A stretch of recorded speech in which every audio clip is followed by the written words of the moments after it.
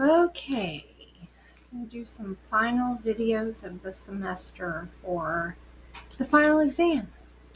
Some of this is stuff we've gone over a number of times now between when we first did it and the interim and the performance final. So hopefully this will look familiar, but I'm just going to go through some stuff once more. So this is our study guide.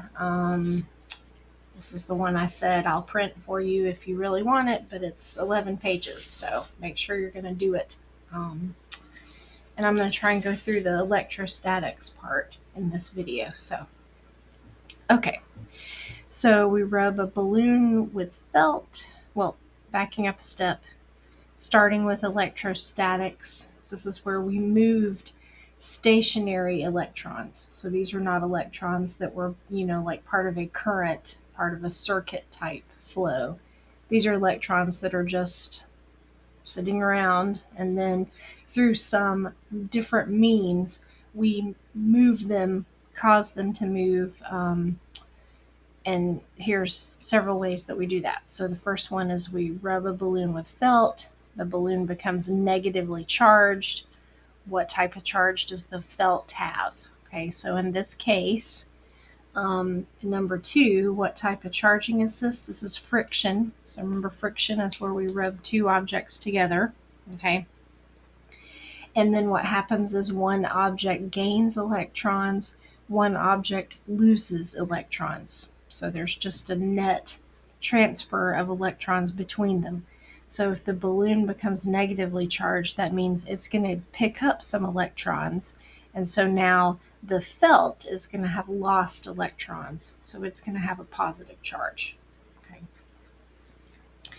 Okay, then we've got a positively charged rod and it's touched to a neutral sphere. So neutral means it's got the same number of protons and electrons.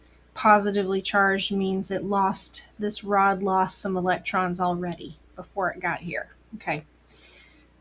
So after this rod is touched to it, the negatives, the electrons in the sphere, are going to come near the positively charged rod because they like it.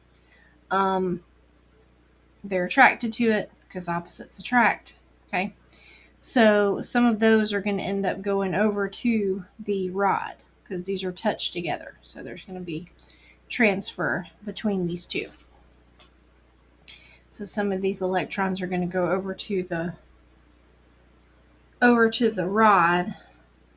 What we end up with is, so the rod already had less electrons because it lost them at some other point before it came over here.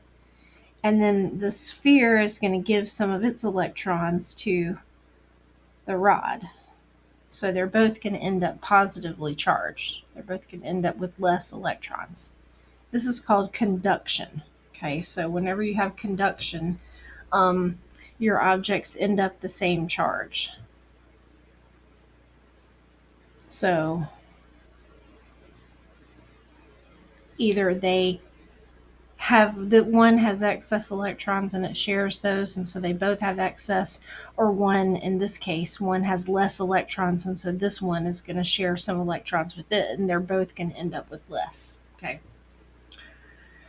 So the best description for the movement of charges that occurs is that electrons are moving, in this case, they're moving from the sphere to the rod because the rod had less electrons. And so some of those electrons are going to go over there because they're attracted to this positively charged rod. Remember that protons never move because they are stuck in the nucleus. They cannot get out of there. Okay, it is only electrons that move. Okay, then we've got a positively charged rod brought near a neutral electroscope. Remember, the electroscope is this thingy that shows us whether a charge is present because it's got these leaves that hang down inside it and they move apart if they're charged.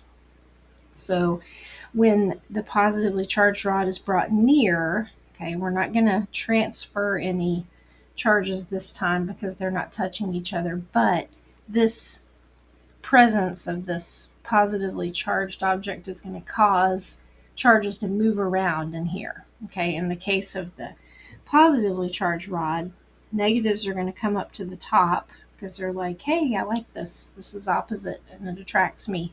And that's going to leave less negatives in the bottom. So these leaves are going to have a like charge and they're going to repel from each other. Okay. And this is called induction when they're not touching. Okay. The best description for the movement that occurs. So what's happening is that electrons are moving to the top, leaving the leaves positively charged below. Again, protons never move and electrons never jump. Like they're not going to jump between this object and this object. These aren't touching, so they can't transfer charges. Conduction, they are touching, so we can transfer charges. Same with friction, where you're rubbing two objects together. But induction, we're just coming near and inducing a charge. Okay. And then what's the distribution of charges in the electroscope called? This is called polarization, where we have a separation of charges. Okay. Okay, let's see what else we got from the first unit. We talked about electric potential energy.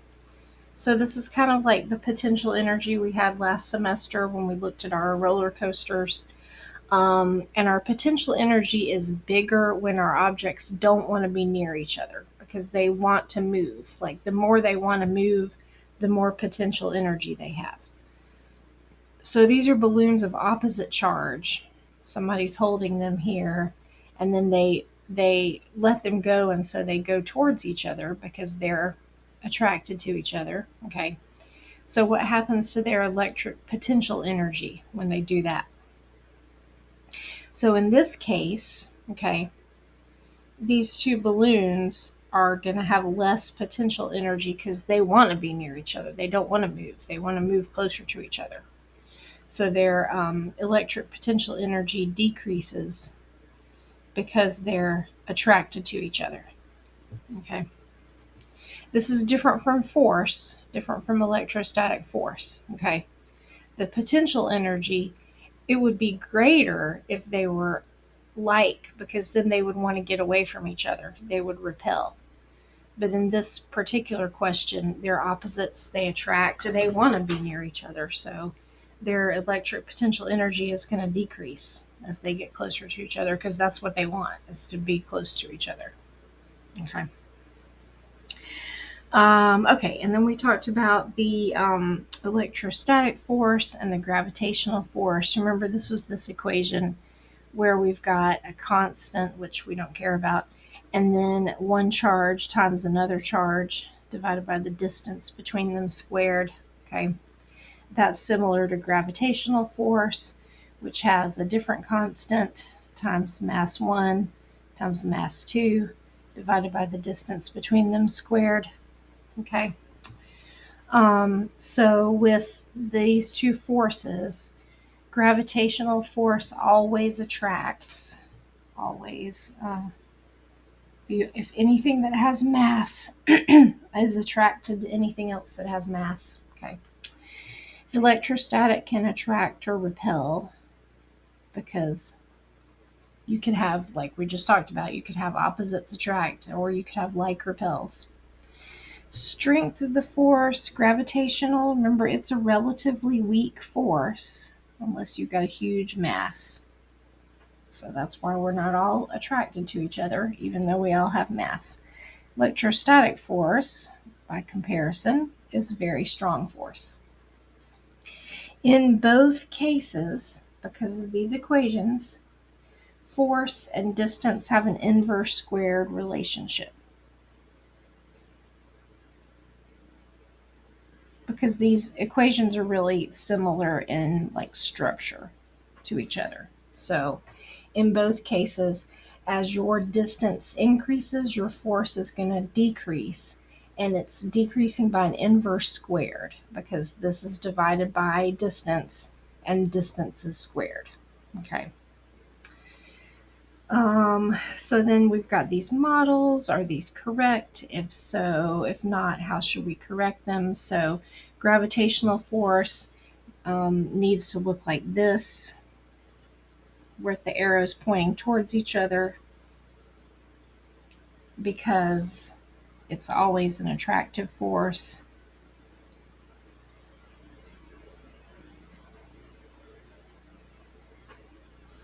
So are they correct? No. And then I'm just drawing how they need to be corrected. Electrostatic force, these arrows actually need to be again towards each other because opposites attract. And these are opposite charges. This is a plus, this is a minus. And then these two, the arrows would be away from each other because like repels. These are two pluses, so they don't want to be near each other. So, all right, last thing, how would magnitude of the electrostatic force between two objects change if the charge of one is doubled and the distance is also doubled? This is what we call our factor of change, or rule of ones. So I'm going to make everything equal to 1. 1 times 1 divided by 1 squared. So that's for my two charges and my distance between them, this equation here. And then I'm going to change whatever is changing by the factor. Okay, so I'm saying the charge of 1 is doubled. So now I'm going to have 2 for one of these charges times 1, because the other charge didn't change.